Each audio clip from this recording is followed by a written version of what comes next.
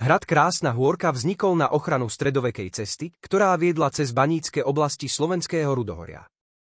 Stojí pravdepodobne na mieste staršieho hradiska, ktoré poskytlo v roku 1241 útočisko kráľovi Belovi IV. Pred Tatármi. Kráľ daroval Ákošovcom, z ktorých pochádzajú Bebekovci, rozsiahle majetky na Gemeri, kde sa aj usadili a vládli na krásnohorských majetkoch vyše 300 rokov. Pôvodný hrad, ktorý vznikol niekedy v 13. storočí, tvorila hranolová väža a obytný palác so spoločným opevnením.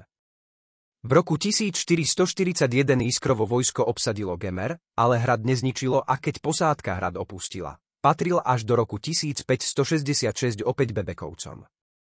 Hrozba tureckého vpádu a boje o kráľovský trón prinútili Františka Bebeka v roku 1546 vybudovať nové opevnenie podľa projektov talianskeho architekta Andrea de Vedano. Potom, čo Turci napadli a dobili Bebekov hrad Fiľakovo, s cisárovým tichým súhlasom začali Bebekovci napádať šľachtické sídla v okolí. Poškodení si vymohli potrestanie Františka Bebeka vyhnanstvom. Potom, čo jeho syn Juraj strávil 5 rokov v tureckom zajatí a bol podozrievaný z organizovaného povstania proti cisárovi, cisárske vojská obsadili a zabavili Bebekovské majetky.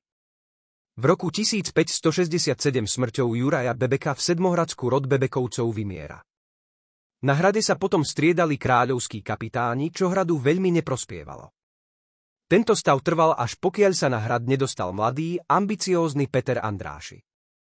Keď hrad získal do dlhodobého prenájmu, začal koncom 16. storočia s prestavbou hradu, ktorá potom trvala takmer 100 rokov. V roku 1642 získali Andrášovci hrad donačnou listinou a postupne ho prebudovali na šľachtické reprezentačné sídlo, ktoré obsahovalo aj všetky vtedy moderné obranné prvky. Juraj Andráši, syn Mikuláša, sa stal zakladateľom novej vetvy rodu. Po roku 1710 hrad znova upravili. Prestavbou delovej bašty v roku 1770 vznikla baroková kaplnka.